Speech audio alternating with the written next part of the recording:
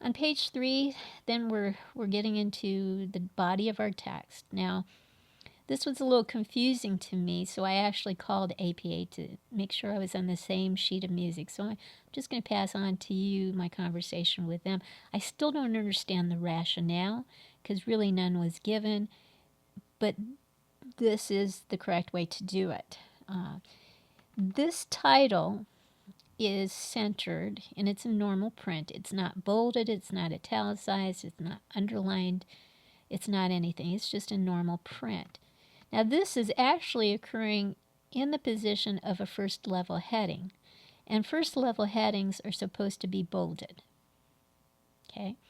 The primary words are capitalized. The first letter of the primary words are capitalized. But it's all bolded. Okay? Even though this is in the position of a first level heading, it is not bolded.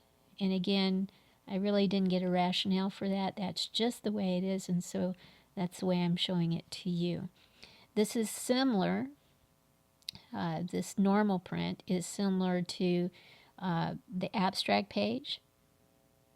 Again, normal print, not bolded, not underlined, not italicized, nothing.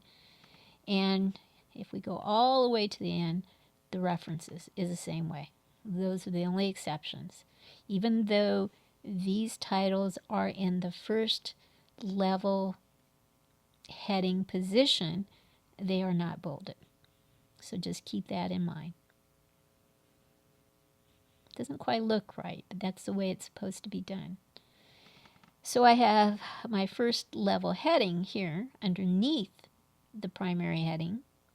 And whenever you have a heading in one domain, in this case this is the first level domain, you always have to have at least another title in that same position. So if I go down to the end of my paper, summary is my second first level heading. Okay? You can't have just one first level heading. And you can't have just one second level heading. This is an example of a second level heading. It is flush left. It's not indented. It's even with the 1-inch margin. And the first letter of each primary word is capitalized. So description is capitalized, therapeutic is capitalized, approach is capitalized, of is not capitalized. And if I have one, I've got to have at least two. I've got two, I've got three, I've got four, I've got 4 second level headings. All right. Now, in this paper, this is just a paper example of 2 level headings, a first level and a second level. If I wanted to have a third level heading, I'll show you how to do it. I'll just show you. What you want to do is you want to indent. Next, you want to capitalize electromyographic. You do not want to capitalize biofeedback, however. You want to indent. You want to bold it, which I've done. You want to put a period after it. All right. And then you want 1 space.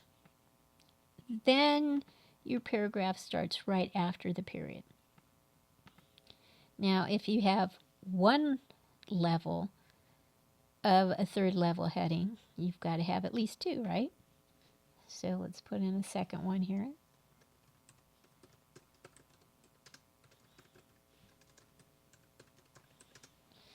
Okay, that's an example of a third level heading up here and here.